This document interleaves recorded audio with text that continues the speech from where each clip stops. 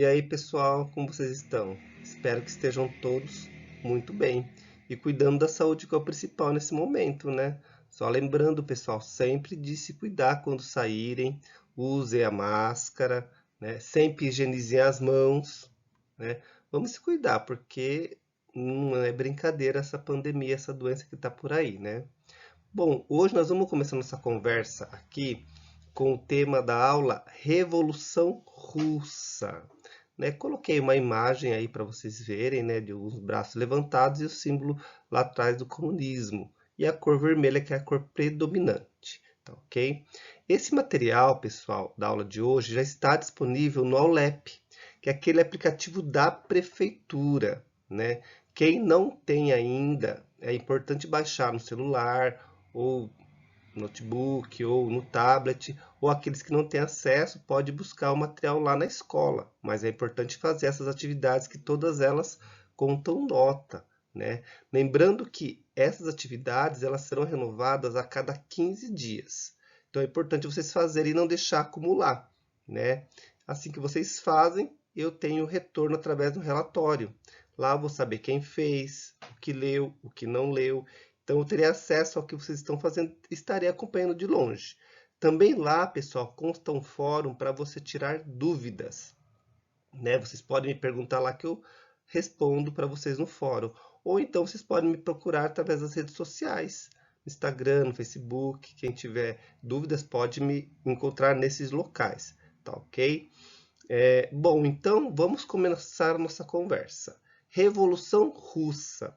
A Revolução Russa, gente, é importante estudar porque foi a primeira revolução socialista do mundo, vamos dizer assim, né? Primeira revolução que quis mudar a maneira de conduzir uma sociedade. Mas o que vem a ser o socialismo? Antes de entrar na Revolução Socialista Russa, tem que saber o que é socialismo.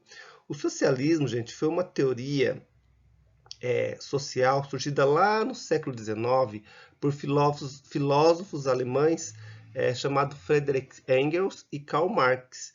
O que ele falava nessa teoria socialista? Que, para eles, o sistema capitalista, o que é o capitalismo? É aquele sistema que hoje predomina, onde tem a propriedade privada, onde é baseado tudo no lucro, onde você, quanto mais você produz, quanto mais você vende, mais você fica rico. E quanto mais propriedades você tem, melhor é a sua vida. Isso é o capitalismo, né, de um grosso modo. Então, eles criticavam isso. Eles falavam que não estava certo, né, que isso tinha que mudar. E de que forma isso tinha que mudar? Numa revolução, numa luta armada em que os trabalhadores se juntassem e junto tentassem mudar essa forma de se conduzir o mundo e tomasse o poder e fizesse um governo só de trabalhadores. O que ele pregava? Que os trabalhadores eles seriam donos do meio de produção, eles poderiam produzir e dividir, né, tudo que fosse produzido. Ou seja, seria uma sociedade igualitária, igualdade para todos. Nenhum teria de mais e nenhum teria de menos. Todos teriam o necessário. Isso era o socialismo. Né? E lá na Rússia aconteceu essa revolução socialista. Só que a gente vai perceber que não foi bem os trabalhadores que começaram esse movimento e que tomaram o poder. É o que nós vamos ver hoje no nosso tema da aula, a Revolução Russa.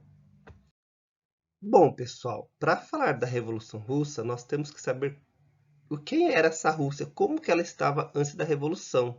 A Rússia era um país muito grande, de proporções gigantescas, com uma grande população e governada por um czar absolutista. O czar era uma espécie de imperador que fazia as leis, executava as leis e as julgava, tudo do jeito que ele queria. Né? E essa população, a maior parte dela era formada por camponeses, pessoas que trabalhavam no campo e apenas 20% era da nobreza e da realeza, que faziam parte da aristocracia e comandavam junto com o czar. Né? Então, essa charge ao lado, ela vai mostrar a situação do povo. Né? Logo na imagem a gente observa, no topo, o czar, que governa, que manda. Né? Depois, ali a igreja ortodoxa, que também apoiava o czar. Em seguida, ali, né, a parte militar, os soldados que também apoiavam o czar. Depois, mais abaixo, ali a nobreza, né, o povo que vivia ali sendo sustentado também pela grande maioria, que vocês observem que está segurando essa torre, que é o povo que está lá embaixo, que é composta por camponeses, trabalhadores, eram eles que cuidavam e faziam a Rússia ficar de pé, né? Então, era dessa forma que a Rússia vivia. Sem contar que a Rússia, ela tinha um sistema de servidão, onde as pessoas trabalhavam no campo, né, para um senhor, e mesmo após abolindo a servidão, né, essas pessoas continuaram trabalhando para esses senhores aí, uma espécie de feudalismo, porque não tinham terras para todo mundo. Então, a Rússia vivia nessa situação, ou seja, uma grande exploração, né? O povo, nesse período, né, governado por vários czares. Um desses czares aí, que já era um dos últimos czares, era o Nicolau II. Aí nós vemos uma imagem da situação do povo. Olha como as pessoas estão nessa foto. Não é uma situação das melhores, né?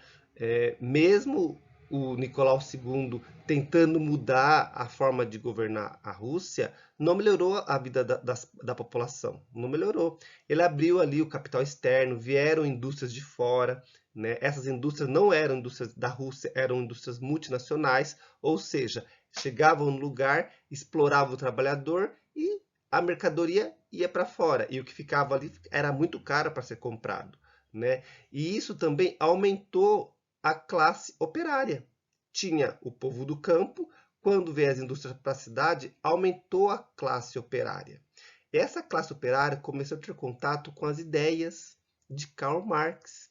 Lembra lá do socialismo? A ideia dos trabalhadores fazer a revolução, de tomar o poder, de criar uma sociedade igualitária. Então, essas ideias começaram a borbulhar ali na cabeça dos operários e também os camponeses que estavam lá já cansados de ser explorados, né, pelos senhores, pelo czar. Então, começou a criar um campo para essas ideias, para melhorar a condição de vida das pessoas. Então, gente, mesmo a Rússia se desenvolvendo de uma tal forma, não melhorou a vida das pessoas. A grande maioria das pessoas continuava sendo marginalizadas.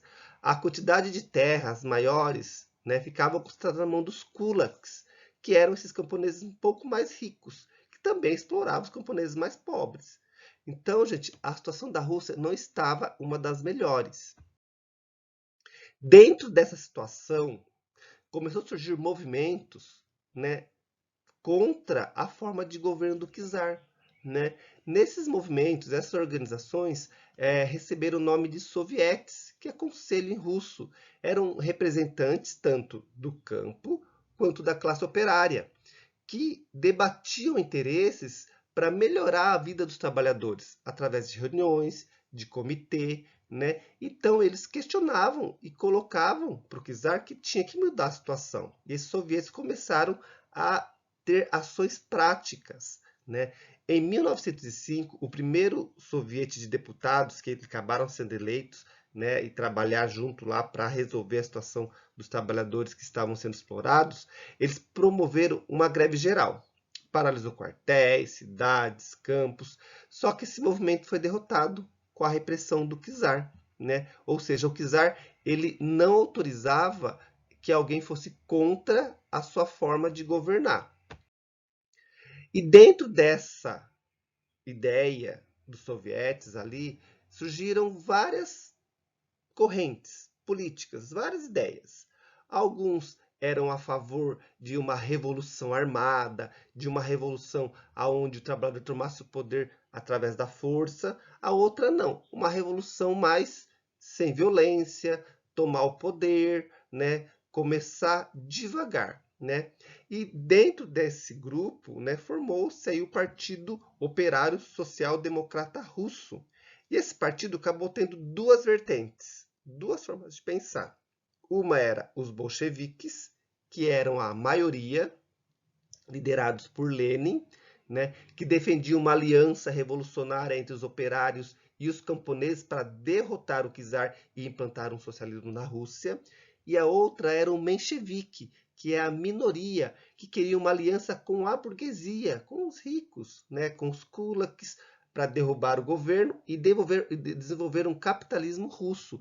Então, esses dois grupos começaram ali a divergir entre eles, mas até então eles estavam juntos para tentar derrubar o czar.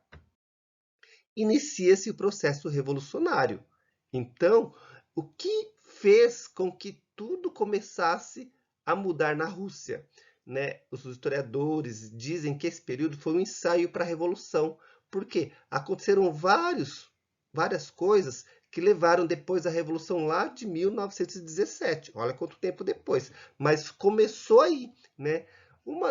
Dos pontos aí foi uma guerra entre a Rússia e o Japão pela disputa da Manchúria. A Manchúria era uma região lá da China conquistada pelo Japão, rica em carvão mineral, um rico combustível. Então a Rússia tinha interesse nesse local por causa das indústrias ali siderúrgicas que estavam sendo implantadas na Rússia. Teve essa guerra, só que a Rússia perdeu. A Rússia perdeu para o Japão e teve que arcar com os gastos dessa guerra depois, né? Depois, o que aconteceu? Em 1905, os manifestantes marcharam, né, até o Palácio do Governo para reivindicar melhores condições de vida e também para questionar esse peso dos gastos da guerra nas costas deles, que eles teriam que pagar esse peso. E eles foram até esse palácio questionar o governo e o czar. Falaram, não, a gente não concorda com isso, a população não tem que pagar pela guerra. Esses altos impostos, a forma como o czar está tratando a população não é uma forma correta. O que o governo faz? Eles saem lá com a sua tropa e mata vários manifestantes nesse dia. Esse dia ficou conhecido como o Domingo Sangrento. Mataram a sangue frio, atearam fogo, deram tiro e muitas pessoas morreram. E era uma manifestação pacífica. Eles estavam indo levar uma carta de manifesto para o czar dizendo o que eles queriam. Não tinha ninguém ali ainda querendo uma guerra, mas acabaram sendo mortos, né, pelo czar. Junto com isso, teve uma revolta também acontecendo lá com os marinheiros. Uma revolta do encouraçado de Potemkin, onde os marinheiros se rebelaram contra os seus comandantes, porque eles também tinham maus tratos, as condições de trabalho não eram boas. Então, tudo isso formou um caldeirão. A Rússia começou a formar um caldeirão de insatisfações quanto ao czar. Era o povo na rua, eram os marinheiros, né? Era a burguesia, né? O operariado. O czar começou a ficar preocupado. O que o czar faz, então? Ele convoca uma Duma. O que era a Duma? A Duma era um parlamento russo. Esse parlamento ia debater algumas ideias e tentar resolver esse problema da desigualdade entre os russos. Inclusive, os soviéticos também começaram a participar dessa Duma, que eles eram conselhos e acabaram sendo eleitos também para participar dessa Duma. Só que isso foi uma ideia só para acalmar a população, mas na verdade o czar queria continuar mandando. Ele só disse que ia fazer a Duma para tentar resolver, mas por detrás quem dava as cartas e mandava era ele. Porém, a Duma não resolveu muitos problemas, porque o czar continuava mandando. Esse desgaste político, né, do czar, essa história do Domingo Sangrento, essas perseguições, e para ajudar, a Rússia acabou entrando na Primeira Guerra Mundial. Lembra lá a entrada da Rússia? Fazia parte das alianças. Então a Rússia também entrou na Primeira Guerra Mundial. Só que a Rússia não tinha condições, porque ela não tinha um exército bem organizado, não tinha armas, então morreu muitos soldados. O povo ficou mais revoltado. Como o nosso país vai passar de uma guerra, com uma desigualdade gigante, pessoas morrendo, né? Olha lá, 5 milhões de soldados russos morreram. Então, juntando tudo isso, fez com que essas manifestações surgissem por todo o império, liderado pelos grupos socialistas, que queriam direitos iguais e queriam que os trabalhadores tomassem o poder. Então, em fevereiro de 1917, explode a Revolução, né? E vários movimentos aderem a essa revolução. E o czar ele acaba ficando abandonado pela burguesia, pelos kulaks, os camponeses ricos, pela igreja, ele não tem outra saída a não ser deixar o trono. Então o czar deixa o trono e aí ele sai do poder. Quem que vai assumir, por enquanto, esse poder nesse primeiro momento? Serão os mencheviques. Os mencheviques eram a minoria que tinha aquela ideia de uma revolução da burguesia, né? Uma revolução onde implantasse um capitalismo mais igualitário, né? Quem que liderava esse governo que comandou no início? O menchevique Alexander Kerensky, né? Esse governo ele adota algumas medidas democráticas para melhorar a vida da população, porém não da maioria, porém eles continuam na guerra, né? Na Primeira Guerra, o que deixou a população insatisfeita. Quando os mencheviques tomam o poder, né, que é liderado pelo Alexander Kerensky, o Vladimir Lenin, que estava exilado por ter sido perseguido na época lá do czar e estava fora da Rússia, ele é um bolchevique, ele retorna do exílio depois da Revolução. Só que quando ele chega, ele percebe que este governo não é a ideia que ele tinha em mente, né? A ideia dos bolcheviques, onde os trabalhadores tomariam o poder. E quem estava no poder era a burguesia.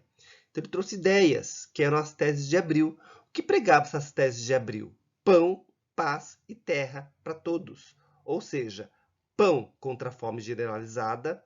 A paz era retirar o país da Primeira Guerra Mundial.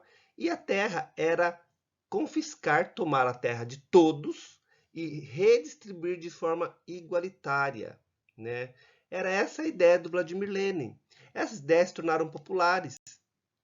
E, com isso, ele conseguiu mobilizar a população, os sovietes, e o governo começou a sofrer pressões para sair do poder quem estava liderando. E dessa forma, o Lenin consegue uma terceira revolução, que era a Revolução de Outubro. Em outubro, ele consegue atacar, junto com o exército, né, liderado ali por Trotsky, o governo e retirar do poder os mencheviques. Ele cria um conselho de comissários do povo. Estando no poder, ele toma algumas medidas, logo imediatamente. Qual eram as medidas? Primeira coisa, as terras. Por quê? Quem trabalhava nela eram os camponeses, quem tinha direito dela eram os camponeses. Então ele tira a terra da nobreza, da igreja e dá aos camponeses. Depois ele simplifica a língua russa, porque a Rússia era formada por vários grupos, várias etnias de línguas diferentes. Ele unifica a linguagem russa para todos poderem se comunicar. E anula os títulos da nobreza, ou seja, não tem mais nobre, todo mundo é igual. Porém, o que era importante lá, banco, indústria, estradas de ferros, tudo isso continuou na mão do governo, ou seja, do Lenin, junto com a comissão do comissário do povo, né, que eram as pessoas que governavam junto com o Lenin. Para ajudar, ele também faz o quê? Tira a Rússia da Primeira Guerra, que já estava fragilizada bastante na guerra. E, em março de 1918, ele assina um tratado do Brest-Litovsk com a Alemanha, onde cedia várias regiões ricas em terras férteis e recursos minerais e fizeram um comum acordo ali para autos se ajudarem. Só, gente, que não estava tudo muito bem. Quem saiu do poder, os mencheviques, queriam estar de volta. A nobreza, que perderam os títulos, queria os títulos de volta. Queriam voltar a ficar no topo. Esse povo se juntou e formou um exército, o Exército Branco, e tentou dar uma quarta revolução e tentar tirar os bolcheviques do poder. Só que o Lenin, muito bem organizado, conseguiu, com o exército liderado por Trotsky, que é o Exército Vermelho, conter essa revolução e não deixou acontecer.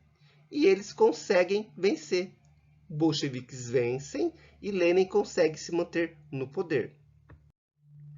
Porém, pessoal, quando eles saem dessa guerra civil, que é uma guerra interna, onde o próprio país briga entre eles, eles já saem desgastados, com muitos problemas. Então, Lenin tem que tomar algumas providências rápidas para melhorar a vida da população. O que ele faz, então? Ele toma algumas medidas. Ele adota uma nova política chamada NEP, Nova Política Econômica, e tem algumas medidas, como incentivar a produção, né? Venda de produtos agrícolas, entrada de capital estrangeiro, fez empréstimos para investir nas indústrias. Porém, alguns setores continuavam na mão do governo. Como eu disse para vocês, banco, indústria, transporte, ficava na mão do governo. Né? Não era privado, como hoje em dia. O banco não é do governo. A indústria não é do governo. Né? As terras não são do governo. Lá era tudo do governo. Era ele que redistribuía de uma forma igualitária para todos. Né? Na política, a ditadura ela permanecia. O que era a ditadura, pessoal? É uma forma de governo autoritário, aonde é exercido por uma única pessoa e ele que organiza tudo. Então ele concentrava os poderes na mão.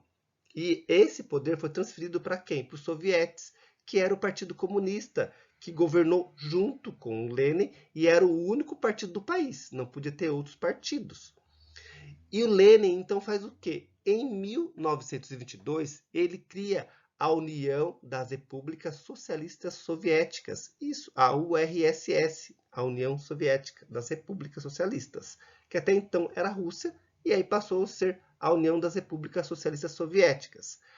Só que essa recém-criada Rússia ainda estava muito fragilizada e um pouco separada do mundo, porque né, a industrialização foi tardia, era um país extremamente rural, tinha passado por 3 revoluções, então eles estavam bem fragilizados. Mas Lenin conseguiu ali se manter até a sua morte. Quando Lenin morre, gente, tem uma briga entre eles ali para saber quem ia assumir o poder. Um ou outro. Nós tínhamos duas figuras importantes aí. Uma era o Trotsky, foi aquele que liderou o exército, que venceu a guerra, né? Que tinha uma ideia de construir uma revolução que fosse para o mundo inteiro. A ideia do Trotsky era que essa revolução fosse para o mundo inteiro, já fosse dali para o mundo inteiro. E tinha o outro, que era o Joseph Stalin, que era um secretário, né? Ali junto com o Lenin. E Lenin conseguia conter essas ideias, porque a ideia do Stalin era uma revolução socialista só na Rússia. Né? Primeiro formar a revolução ali, conseguir organizar e depois partir para o mundo. Esses dois começaram a disputar o poder. Quem ficava? Stalin ou o Trotsky? O Trotsky acabou sendo derrotado. Ele foi expulso, exilado do país, e o Stalin assume o poder. E ele avança com uma ditadura mais rígida que a ditadura do Lenin. Ele foi muito mais rigoroso que o Vladimir Lenin. Como que foi o governo do Stalin, gente? Era uma ditadura stalinista, porque tudo era concentrado nele. A gente vê nesse diagrama onde tem o círculo, onde quem está no centro? O governo, o Stalin. Nós decidimos, nós fazemos. E as medidas que eles tomaram não foram medidas muito boas, mas, segundo ele, era em nome de melhorar a nação e de deixar todos bem. Só que aí muitas pessoas perderam a vida e muitas pessoas foram perseguidas nessa ditadura stalinista. Né? Olha só o que aconteceu nesse governo do Stalin. Ele instituiu uma severa censura, ou seja, os meios de comunicação eram controlados pelo governo. Só podia publicar o que o governo queria. As pessoas não podiam se expressar, não tinha jornal livre, era o que o governo queria. Foi censurado a imprensa. Né? De 1936 a 1939, o governo perseguiu os opositores, aqueles que eram contra o regime, inclusive os líderes antigos bolcheviques, acabaram sendo perseguidos e até alguns executados. Foi chamado de grande expurgo esse momento, ou seja, vou eliminar todos os que são contra o governo, que eu não quero uma quinta revolução aqui. Então, ele eliminou todo mundo que era contra o governo. Ele aumentou a burocratização, ou seja, a forma de conduzir o Estado, né, a forma de se conseguir alguma coisa, de se conseguir uma terra, de se conseguir vender um produto, era muita coisa que você tinha que fazer para conseguir alguma coisa. Isso é burocratização. É para você conseguir comprar uma terra, teria que passar por várias situações para poder chegar naquela terra. Então, isso é burocratização. E privilegiou uma elite, ou seja, a burguesia estava sendo privilegiada nesse momento, privilegiou a elite. Né? Ele impôs sacrifício à sociedade, dizendo que todos tinham que trabalhar, era para o bem da nação, se as pessoas não trabalhassem até a morte, a nação não ia sobreviver, todos tinham que trabalhar, era em nome do trabalho, vamos trabalhar, vamos sobreviver, que isso vai passar. Né?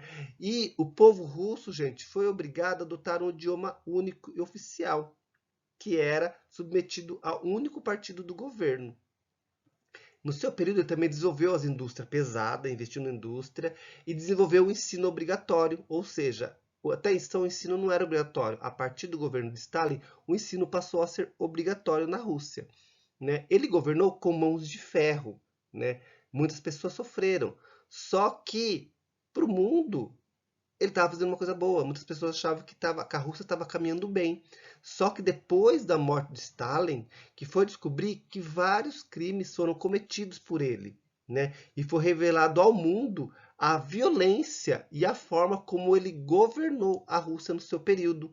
Mas só depois da morte dele, que já não adiantou muito, né? Já tinha morrido muita gente, perseguido muita gente morreu de fome, morreu de fome. Então, não foi tudo a mil maravilhas. Né? E aí encerra-se o período de Stalin e a Rússia entra numa nova era. Ok, pessoal? Bom, por hoje é só. A gente vai se encontrando aí nas próximas aulas por aqui. Se tiverem dúvida, lembre-se de conversarem comigo pelo fórum lá no Aulep ou então através das redes sociais, ok? Até mais, pessoal. Tchau.